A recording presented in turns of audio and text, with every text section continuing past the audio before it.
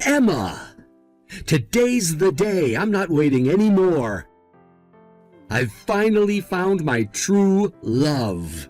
Now please agree to the divorce so we can get this over with. What? This again? Ken, you're in Japan on business. Don't you have better things to do with your time? Like, I don't know, go eat some sushi or something. You're not going to win this one. Emma, I am dead serious about this. I want a divorce. Ugh, great. Here we go again. Tell me, Ken, why do you want a divorce? I've told you 1,000,000 times already. I've found my true love. Uh-huh. And what's your mistress's name? She's not my mistress. Don't call her that. She's my true love. Now divorce me. Hey, Emma, do you have a minute? Hallie? This is a surprise. I looked up the time difference. It's still daytime for you over there, right? Right. Yeah, I won't be heading to bed for a few hours. What's up? Can you do a video call right now? If possible, I'd prefer to talk by video rather than text. Well, sure, that's no problem, but why? There's someone that I'd like you to talk to face to face. Who is it? Two people, actually. The younger sister of a coworker and her father. Huh? I don't think I've ever talked to any of your coworkers before, much less their family members. Yeah, this will be the first time you've met, but it's important, please. Okay, if you say so. Divorce me!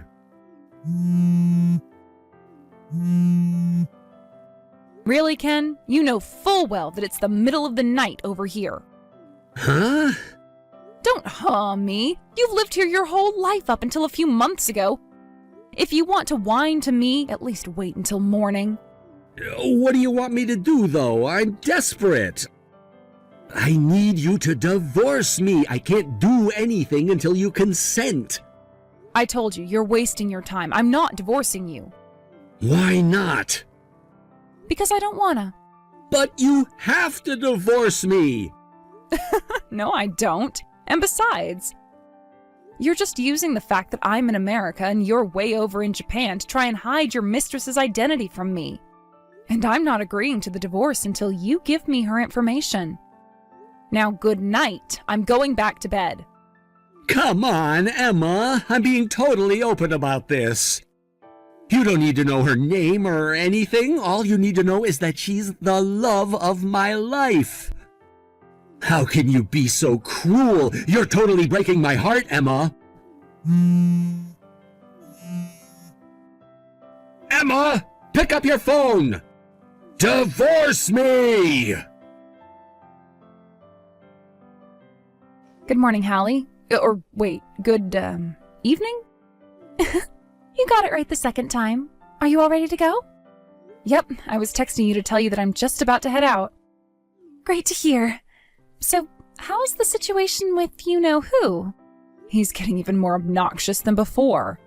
Now he started sending me messages whining about wanting a divorce at all hours of the day, even when he knows I'm asleep.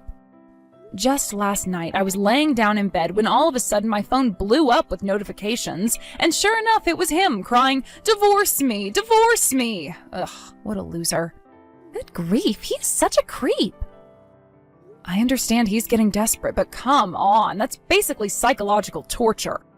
Not to mention, does he have any idea what position he's in? He has none of the power. He should be on his knees, begging, willing to jump through any hoops to get you to give him what he wants. Right? I really wish that there was someone I knew who could smack some sense into him for me. Ordinarily, I'd call his parents to do that, but they had a nuclear meltdown of a divorce and aren't on speaking terms. So that's not happening. He never had a close relationship with any of his other relatives, so that's not an option. And all of his old friends are back here in America. I'm completely at a loss for how to deal with him. Jeez. My frustration with him kept me up all night. I was exhausted from getting ready, but I still couldn't sleep. All the coffee in the world can't help me now. I'm so sorry, Emma. But the one saving grace is that it's clear that Ken is in serious trouble, and he knows it. You got that right. The wedding party is only 2 days from now. Okay, I'm just about to get on my plane. Gotcha. I'll be waiting to pick you up at the airport. What the hell? Emma, what are you doing here? Hey there, Ken. I gotta hand it to you. You look really nice in that tuxedo. What was it you told your girlfriend, Ken?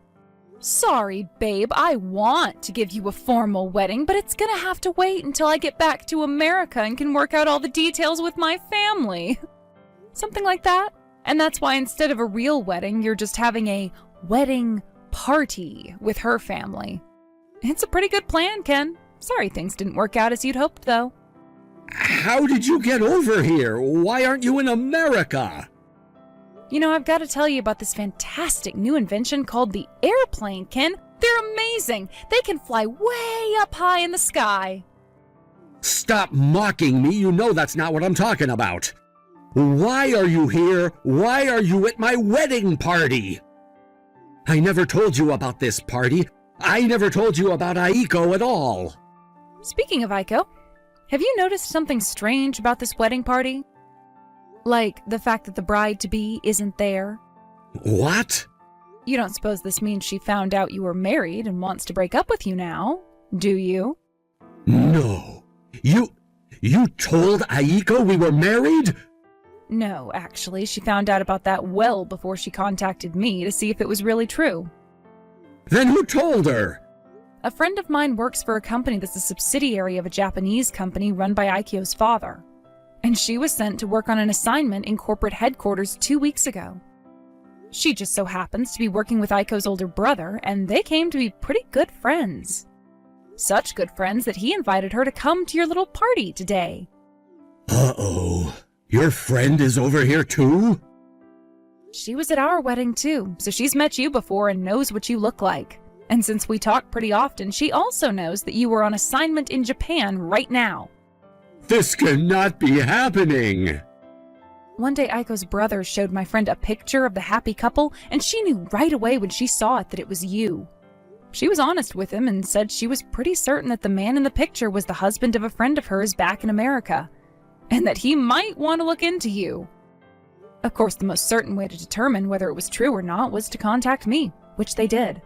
I've been talking with Aiko, her brother, and your company as well.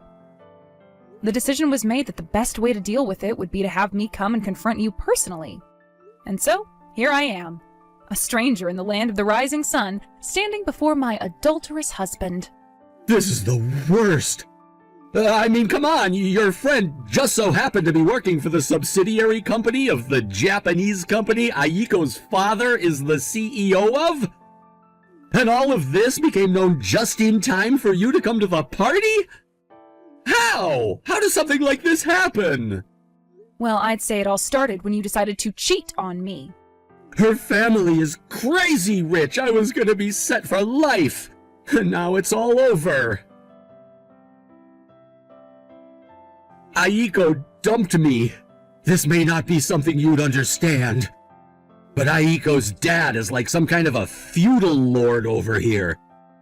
He has connections in every part of society. He's more powerful than the government. And thanks to that, my company found out about what happened. How could you do this to me? Ken, really now? Are you still going to act like this is my fault? But it is your fault. It is? It's my fault that you started dating Aiko without telling her that you were a married man? Did I force you to do that? Yes, you thought that if you pestered me enough for a divorce, that I'd give in eventually, so you could be single just in time for your little wedding party, is that right? Honestly, how did you ever think such a harebrained scheme like that was gonna work? Well, as painfully stupid as your plan may have been, you still were aware that what you were doing was not only wrong, but maliciously so. No, I don't see any reason to say that any of this is anyone's fault but your own. Could you stop twisting the knife like that? I'm in enough pain already. When my company found out everything, they terminated my assignment in Japan months ahead of schedule. I'm gonna have to go back to America next week. So I'm coming home, and man, am I gonna have a thing or two to say to you when I get there. Emma, what's going on? Where are you? Huh? The house is half empty. You took all your stuff and left? Oh, so you're home already? Yeah, how else would I know that you're not at the house? I told you last week that I was coming home. Phew! Wow, did I dodge a bullet or what? Once I made the decision that I was going to divorce you, I also decided to clear out of the house as quickly as possible. If I had taken a single day off, I wouldn't have made it out in time. So yeah, I moved out and I'm not coming back. Where did you go? Did you really think I would tell you if you asked? Why won't you tell me? Duh, because I'm divorcing you, you idiot. Now that I know you're back, I'll be sending my lawyer to your house to have a little chat with you about a few things. Your lawyer? Do I have to explain every last thing for you? I'm suing you. And I'd rather not have to hash out all the messy details in person, since that would just get awkward. So I'm sending someone who's a professional in dealing with cheating scumbags like you. Emma, wait! The thing is, I'm kinda, broke. Uh-huh. Aiko sued you for marriage fraud, didn't she? She got engaged to you under the false pretense that you were single. Kinda, yeah. I felt so bad about what you did to that poor girl that I decided to let her have her way with you before I had my turn. But don't worry, just because you're already penniless and ruined doesn't mean I'll hold back from giving you a second helping of your just desserts. What? Don't you know the old adage about a woman scorned? Damn it! Now I have no choice but to sell my house! It's my house! I earned that house! I worked so hard to pay for it! And you went ahead and burned it all to the ground because you had to chase after a younger piece of meat. Sad. And worse, since my company assigned me to that position in Japan, I only actually lived in it for a couple years. Not my problem. Tell it to someone who cares. Shut up! You're gonna hear me out, like it or not. This is all your fault! You're the one who divorced me. You're the one who sued me. You did this to me! It's your fault that from now on, instead of living in the comfortable new house that I always dreamed about, I'll be lucky if I can find a half-decent apartment to live in. Seriously, why are you blaming me for this? You did it to yourself. If only I didn't lose my dear, sweet, precious Aiko. If only I still had her. Then there'd at least be a silver lining to this disaster. If you still had her, that would have meant that your sick and twisted scheme to lie your way into her heart would have worked. So it's for the best that she's out of the picture. Sick and twisted? How dare you! We were in love with each other. Real, true love.